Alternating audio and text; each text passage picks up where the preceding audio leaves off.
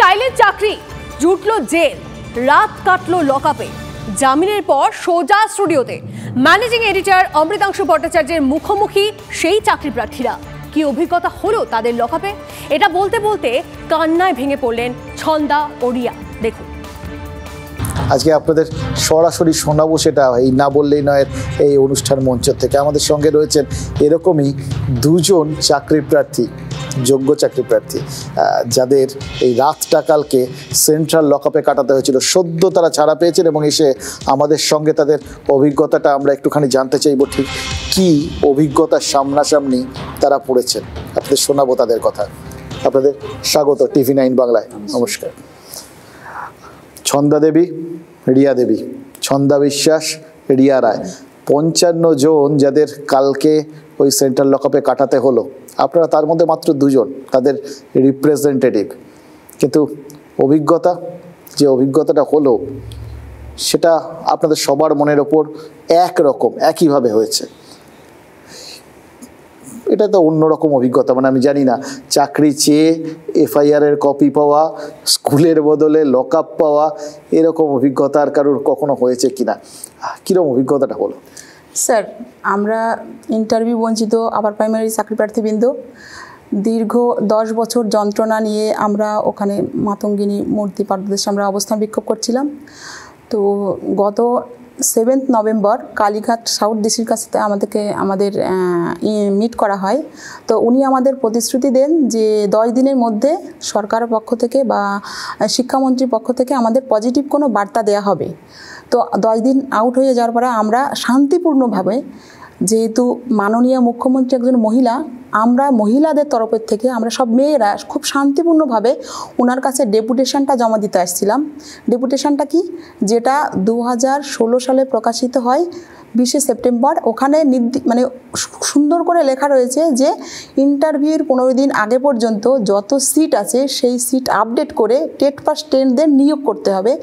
তো 14 সালে একটা নিয়োগ প্রক্রিয়া শুরু হয়ে এই 24 আসতে গেল, দীর্ঘ 10 বছর কোনো নিয়োগ নেই। আমরা সেই ডেপুটেশনের আকারে মাননীয়ার কাছে শান্তিপূর্ণভাবেই আসছিলাম, যেহেতু মাননীয়া আমাদের প্রথম মুখ্যমন্ত্রী মহিলা, মাননীয়া মমতাময়ী। তো ওনার নামের সার্থকতা আমরা চাচ্ছিলাম, আশা করেছিলাম যে ওনার ছত্রছায়ায় বা ওনার যে হাত, মমতাময়ী হাত, উনি আমাদের হাতে বাড়িয়ে দেবেন। কিন্তু কি করলেন, ওনার যে হারমাত বাহিনী পুলিশ উনি লেলিয়ে দিলেন। কিন্তু আমাদের মানে কোনো একটা প্রার্থী কোনো পুলিশের গায়ে কোনো আঁচড় দেয়নি, কোনো ঝুট ঝামেলা করেনি, টেনে হিসড়ে আমরা করিনি, কোনো চাকরি প্রার্থী করেনি। কিন্তু আমাদের এটা বলা হয়েছে যে 353 যে একটা আইন বিধি আছে, সেখানে বলা হয়েছে যে আমরা নাকি পুলিশদের আক্রমণ করেছি। কিন্তু আপনি ফুটেজ দেখবেন, আমাদের কাছে ভিডিও আছে, আপনি যদি চান আমরা দিতে পারি। আমাদেরকে প্রচণ্ড মানে টেনে হিসড়ে চুরির মুঠি ধরে চ্যাংদোলা করে একটা মহিলা, সে মানে জামা ছিঁড়ে দিয়েছে, খামচে হিসড়ে টেনে হিসড়ে আমাদের টানতে টানতে পিছন বেড়ে তুলে নিয়েছে। কেন? আমরা এই যে কেনর উত্তরটা আমি সারা পশ্চিমবঙ্গর মানুষের কাছে এই যে উত্তরটা চাই, যে আমরা কি পড়াশুনো করে খুব ভুল করেছি, পরীক্ষা দিয়ে পাশ করে টেট পাশ করে আমরা খুব ভুল করেছি? কেন আমাদের এরকম করতে হবে? আপনারা তারপরের ইয়েটা হচ্ছে যে আপনাদের জেলে রাতটা কাটাতে হলো। রিয়া দেবী, এই অভিজ্ঞতা কখনো হবে ভেবেছিলেন? কোনোদিনও ভাবিনি যে এরকম অভিজ্ঞতা কখনো হবে। আজ পাশ করে 10টা বছর ধরে আমরা বঞ্চিত, 10টা বছর ধরে। আজ আমাদের 556তম দিন ছিল। কখনো ভাবিনি, বাড়ি থেকেও বলে আসিনি, কোনো প্রস্তুতি ছিল না, কিচ্ছু ছিল না। এমনকি বাড়ির লোকেদের সাথে যে কন্ট্যাক্ট করবো সেটুকুও করতে দেওয়া হচ্ছিল না। দিদিরা কেঁদে ভাসিয়ে দিচ্ছে। একজন অটিস্টিক চাইল্ড, একজনের 4 মাস বয়স, বাচ্চাটা দুধ না দিলে খেতে পারবে না। তা ওদের মন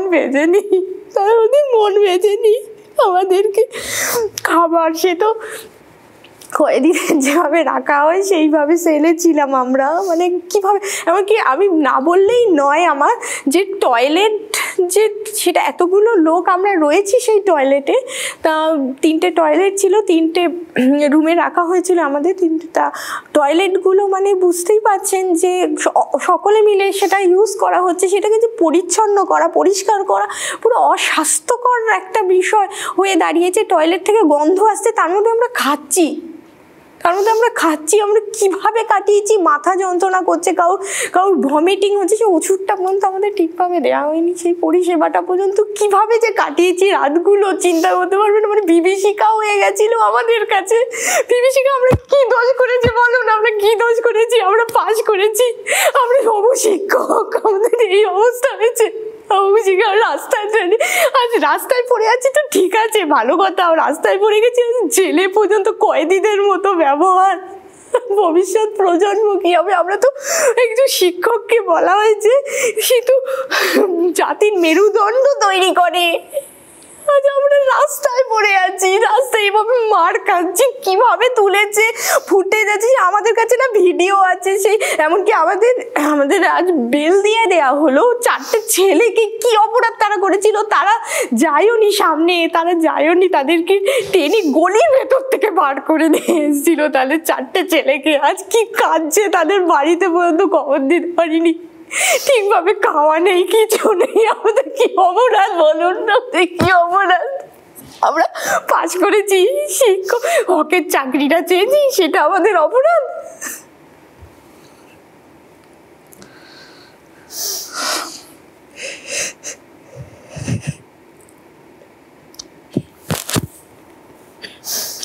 আমাদের সঙ্গে যে সহযোদ্ধারা ছিল, দিদিরা 4 মাসের বাচ্চা রেখে এসছে, একজন স্পেশাল চাইল্ড রেখে চলে এসছে। আমরা কালকে বারবার অনুনয় বিনয় করলাম, স্যার আমাদের ছেড়ে দিন, বাচ্চা আছে, বাড়িতে বাচ্চা আছে, মায়েদের ছেড়ে দিন, আমাদের ভাবুন আপনাদের বাড়িও মা বোন আছেন, কিন্তু কিছুতেই শুনলেন না ওনারা। আমরা কি দোষ করেছি পর্যন্ত করতে দিচ্ছে না, একবারের বেশি দুবার কন্টাক্ট এত দেরি করছেন, কারণ আপনারা খুব জ্বালাতন করছেন, কেন একে ফোন করো, ওকে করে বলে আসেননি বাড়িতে? আমাদের বলছে বলে আসেননি বাড়িতে, যে আন্দোলন করতে আসছেন, বাড়ির লোকরা জানে না কেন? দাবি ছিল, দাবিটা আপনারা এই যে মানে আমি জানি না, আজকে ভয়ঙ্কর অস্বস্তি লাগছে আপনাদের সামনে এরকম ভাবে, আমাদের কি বলবো, যাদের আমাদের পরবর্তী প্রজন্মগুলোকে তৈরি করার কথা, শিক্ষা দেওয়ার কথা, তারা অসাধারণ একটা শিক্ষা নিয়ে ফিরলেন আর কি। এইভাবে তাদের যে লকআপে কাটাতে হলো, যে অভিজ্ঞতার কথা তারা বলছেন, লকআপে এইরকম অভিজ্ঞতাই হয়, এটাই খুব স্বাভাবিক। কিন্তু এই অভিজ্ঞতাটা ওনাদের হওয়ার কি খুব দরকার ছিল? মানে এটাই কি হওয়ার কথা ছিল?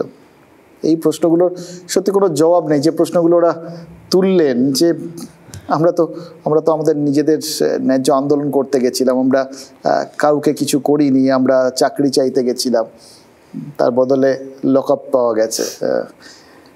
আপনারা এতদিন ধরে 556 দিন ধরে যে আন্দোলনটা এক জায়গায় করছিলেন, হঠাৎ এটা তো ঘটনা, কালীঘাটের সামনে আপনারা যাবেন, ওটা হাই সিকিউরিটি জোন, আর একটু গেলেই আপনারা জানেন সেটা, তারপরেও এই রিস্কটা নিলেন কেন? ওখানটায় গেলেন কেন?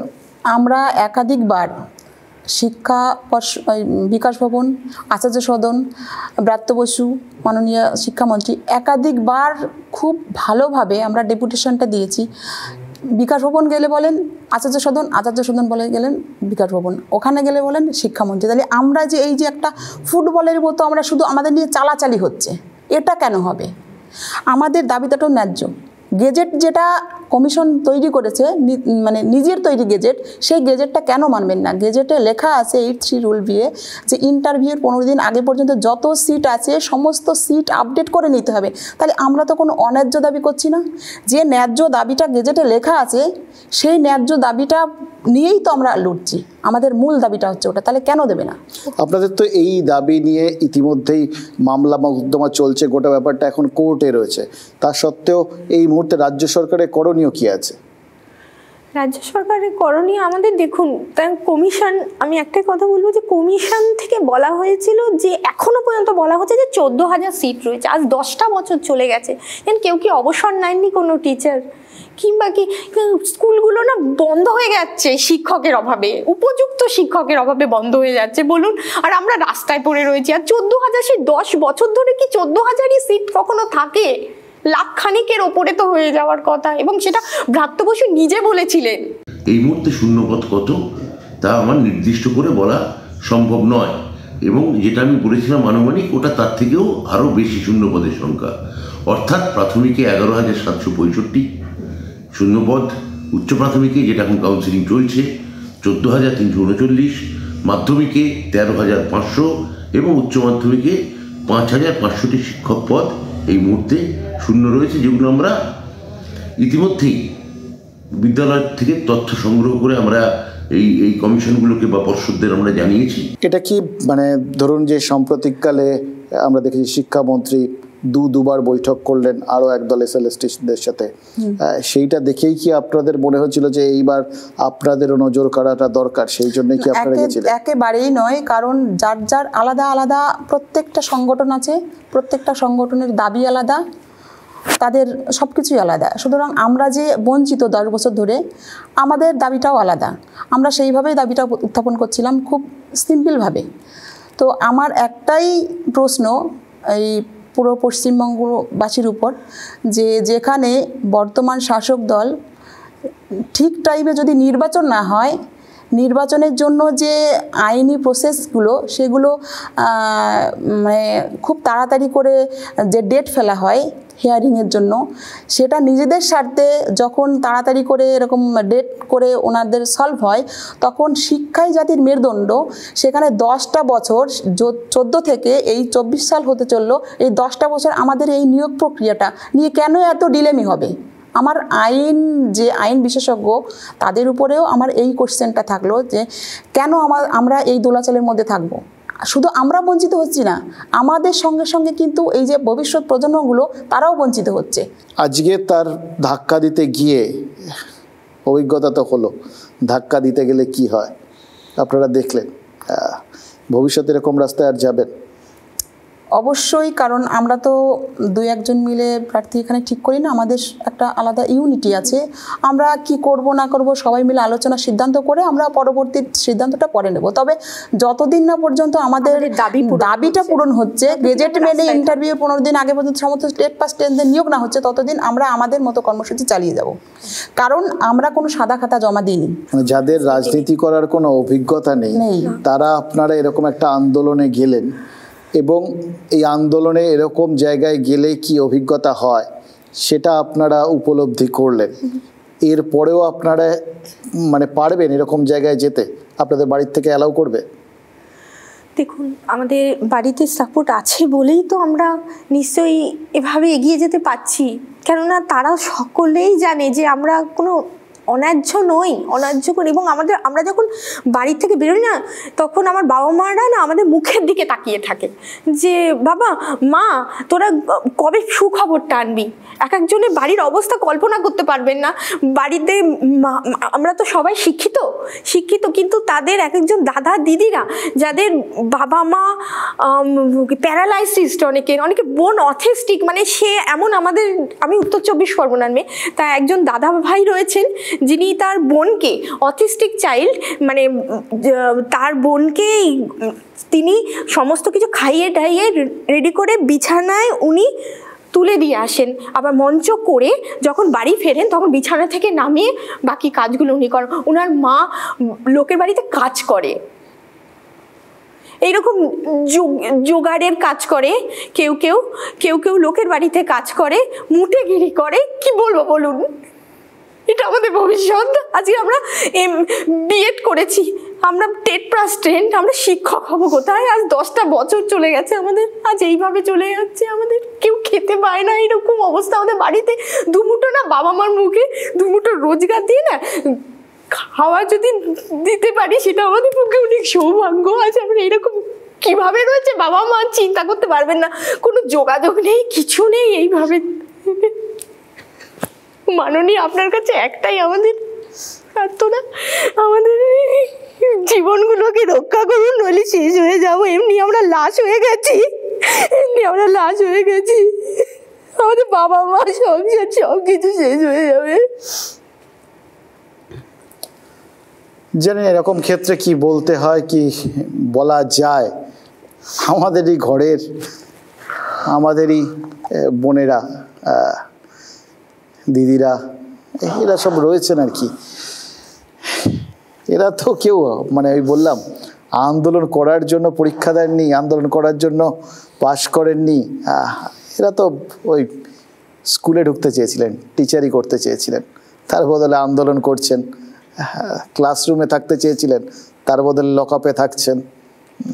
তারা সবাই চেয়েছিলেন যে তারা বেশ কিছু বাচ্চা বাচ্চা ছেলে মেয়ের ভবিষ্যৎগুলো তৈরি করতে সাহায্য করবেন, তার বদলে কেউ কেউ একদল পুলিশ কর্মী তাদের টেনে হিঁচড়ে তাদের অন্যরকম শিক্ষা দিয়ে দিয়েছেন। এটা আমরাই করেছি, এটা আমাদের চোখের সামনে দেখছি। আমরা এটার পুরোটা আমরা সবাই এই বিষয়টার না অংশ। আমি জানি না এটার শেষ কোথায়, কবে, কারণ এর মধ্যে অনেক কিছু আছে। কারুর সদিচ্ছার ব্যাপার যেরকম রয়েছে, আইন আদালতের ব্যাপারও রয়েছে, কবে মিটবে আমি জানি না। কিন্তু বিশ্বাস করুন আমাদের বাড়ির লোকজনের না এই সাধারণ ঘরের এই ছেলে মেয়েদের এই বিষয়গুলো এগুলো না হলেই বোধহয় অন্তত আমাদের জন্য ভালো, কারণ এটা আমাদের কারুর ভালো লাগে না। আমি নিশ্চিত সরকার হোক, বিরোধী হোক, তারা নেতা হন, কোথাও গিয়ে তারা তো আমাদের এই রাজ্যের কেউ, তারাও কারোর না কারোর তাদের সবার পরিবার আছে, নিশ্চিত তাদেরও ভাল লাগে না।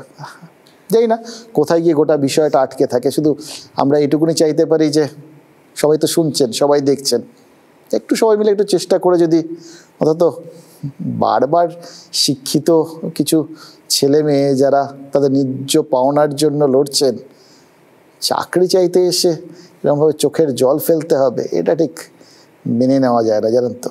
আপনাদের অনেক ধন্যবাদ। আর আমি জানি না আর কি জিজ্ঞেস করবো বা কি বলবো আপনারা এসছেন আজকে লকআপ থেকে বেরিয়ে আমাদের সঙ্গে এখানে, আপনাদের অনেক ধন্যবাদ। আপনাদের বার্তা সে তো আপনারা সবার সামনে ধরবেন, হয়তো 556 দিন ধরে তুলে ধরেছেন, ভবিষ্যতেও তুলে ধরবেন। আশা করা যায় কোনো না কোনো সময় কেউ না কেউ আপনাদের কথা শুনবেন। আপনাদের অনেক ধন্যবাদ। ধন্যবাদ।